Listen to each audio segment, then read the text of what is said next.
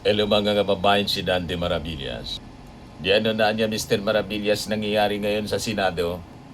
Ano ang masasabi mo? Malinaw po na institutional sabotage ang nangyayari po. Ito yung nakakalungkot na kaganapan po dito po sa ating bansa. Ang pinakamalaking panganib mga kababayan, itong operasyon ng DDS Controlled Senate para po pilayin ang impeachment court. Kung hindi ninyo nahalata yung galawan, ganun ang kanilang ganun ang kanilang ginagawa. Pinapagod nila yung publiko mga kababayan. Kung saan ang baha ng mga kontrobersy ay nagpapalabo po sa katotohanan.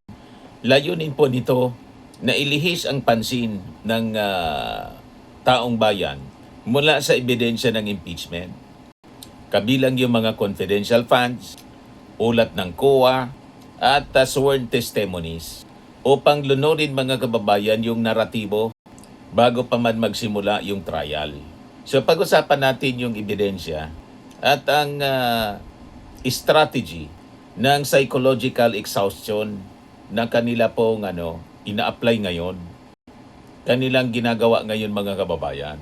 So ang pinakang mapanganib na bahagi dito sa kanilang strategy, yung paglihis ng atensyon ng publiko mula sa mga ebidensya ng impeachment, pagbaha ng mga kontrobersy para lunurin po ang publiko sa napakaraming mga isyu. Darating po yung punto na hihinto na yung mga tao sa pagsunod sa katotohanan. So ito yung epekto ng demolition narratives.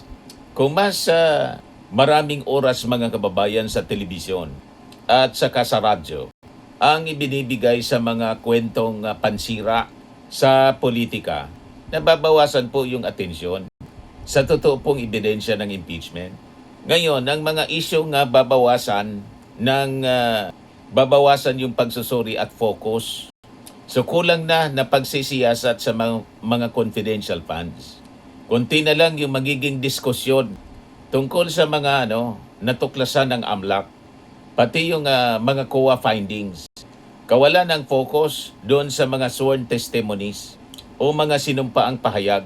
Paghina ng pressure mula sa publiko para sa pananagutan. So ang tunay na layunin nila, ilihis yung atensyon ng publiko.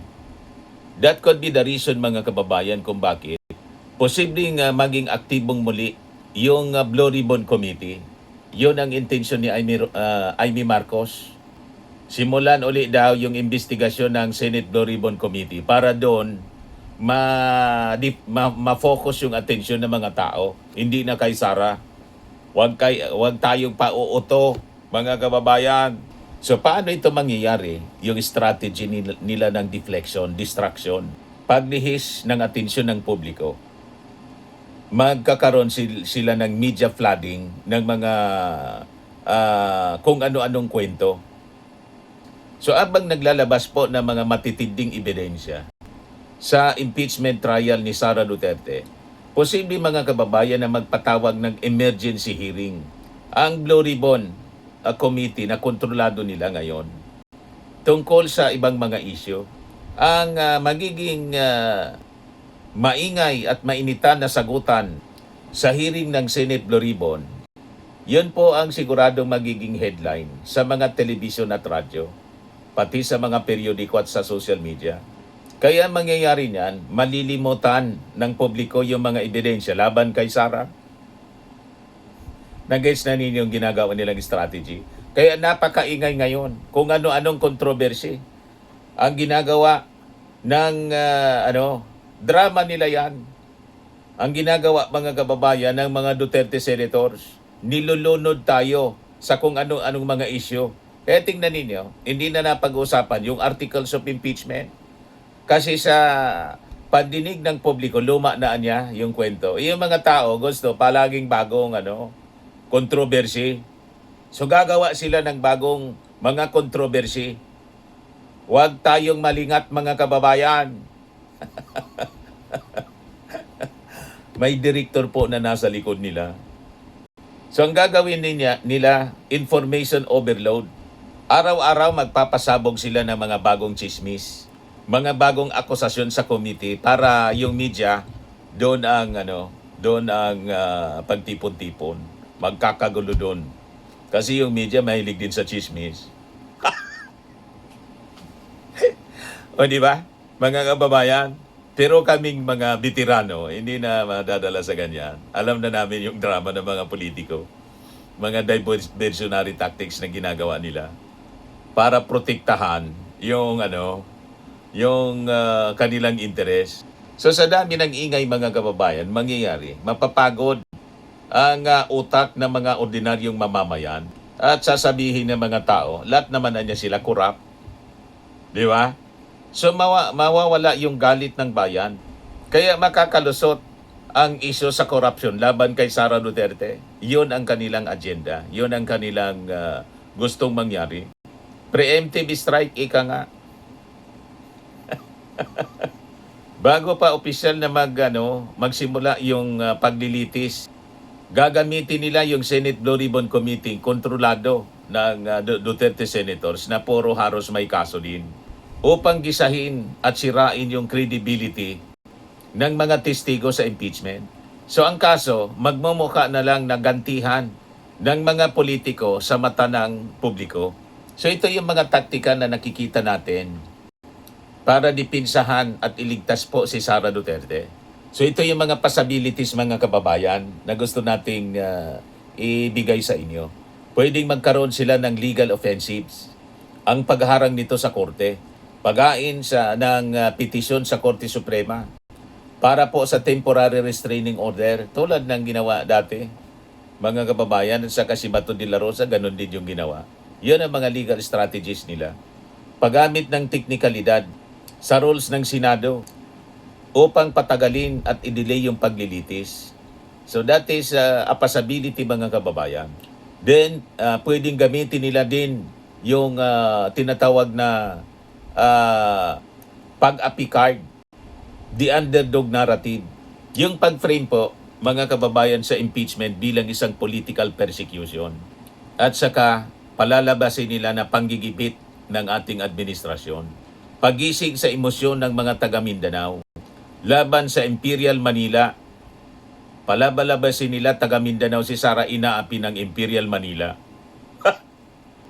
Ano yung objective? Para makakuha ng simpatsya sa mga taga Mindanao.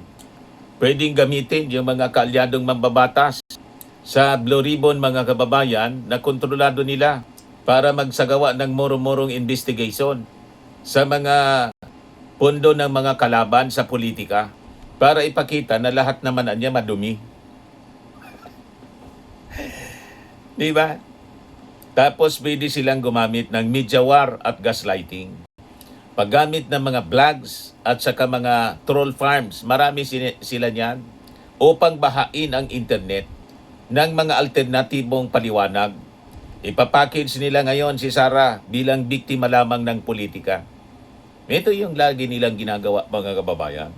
Sa totoo lang mga kababayan, yung majority block sa Senado na binansagan nating mga DDS senators, may pinapakita sila na gross violation ng judicial impartiality. Yun ang nakakalungkot dito. Sa ilalim kasi mga kababayan ng ating konstitusyon, ang mga senador dapat na uupo bilang senator judges. Sa isang impeachment court, dapat impartial sila. So isa pong paglapastangan sa ating hustisya na ang mga mismong hahatol ay siya rin gumagamit ng mga committee sa Senado upang magsilbing de facto defense counsel at tagalinis po ni Sara Duterte. Ang nakikita nating lantarang alyansa at utang na loob ng mayorya sa Senado sa makinaryang Duterte ay nag-aalis sa kanila sa totoo lang ng moral at legal na kapasidad na maging patas at walang kinikilingan. Kaya importante mga kababayan dito yung ating vigilance. Bantayan natin yung galawan nitong mga Duterte senators kasi walang iyaan na po ito. Nakita ninyo yung kanilang mga ginagawa. Talagang walang hiyaan na. Sabi nga ni Frank Drilon, bastusan na niya. Ngayon, kahit anong sigaw nila ng political persecution at kahit anong baha nila sa social media, sa mainstream media, ng mga kontrobersya upang paguri ng isip ng ating mga mamamayan. Hindi po kayang burahin ng mga ganitong uri ng propaganda ang mga opisyal na ulat ng COA, yung mga transaksyon sa bangko, at bilyon-bilyon na confidential funds. Ang panggugulo po ng DDS-controlled na Senado, Senate majority, ay patunay lamang po ng kanilang takot sa katotohanan.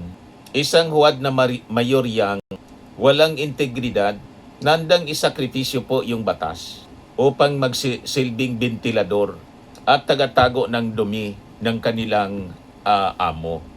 But anyway, gumagalaw din po ang kamay ng Diyos. And this time, unti-unti na pong nababawasan itong mga Duterte senators with the cases being filed against them ng Office of the Ombudsman. At yung latest ngayon, si Jinggoy Estrada at saka si Chis Escudero.